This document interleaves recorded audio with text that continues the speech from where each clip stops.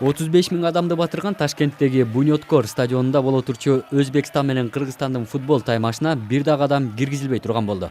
Ал Тургаев футбол сүйүүчүлөрү бул оюнду теле көрсөтүү аркылуу да көрө албайт.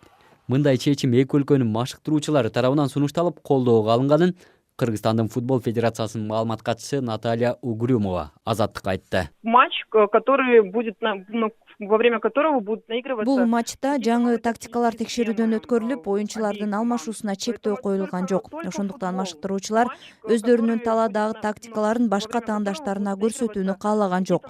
Бул жерде бир гана футбол маселеси ортодо турат. Эч кандай саясат жок. Жабык оюн өткөрүү эл аралык тажрыйбада көп эле кездешет. Биз дагы ошондой мүмкүнчүлүктү пайдаландык.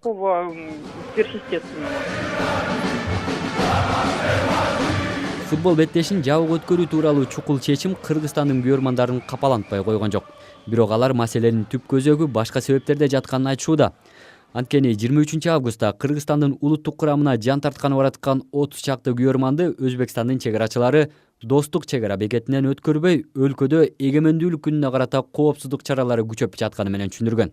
Сөз ошол күйөрмандардын бири Абдимитал Колдошовдо. Кирай болгонбу посольствого паспорт серия копиясын бергенибизге.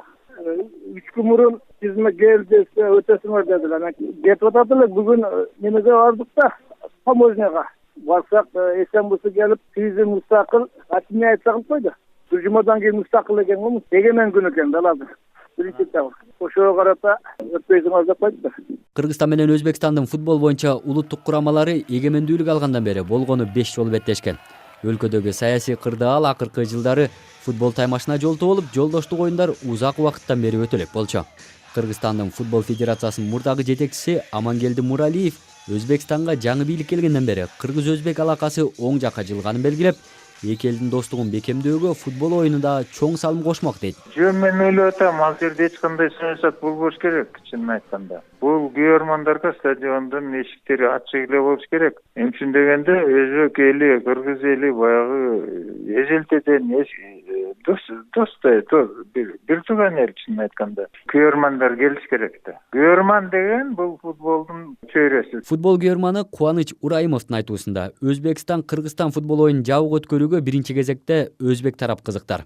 Коңшу өлкөнүн футболчулары 2018-жылы Орусияда өтчү дүйнөлүк чемпионатка жолдомо алууга жооптуу эки оюну гана калды. Анын бири Кытай менен болсо, экинчиси Түштүк Корея өлкөсү.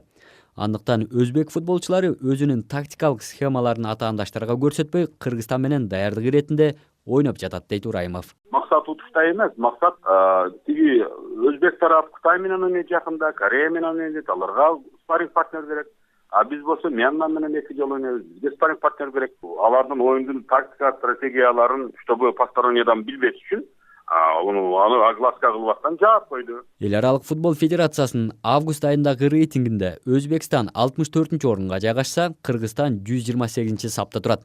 Эгемендүүлүк алгандан бери Кыргызстандын футбол боюнча улуттук курамы Өзбекстан менен 5 жолу оюн өткөрүп, бир да жолу уткан эмес. Самат Жумакадыров, Азаттык.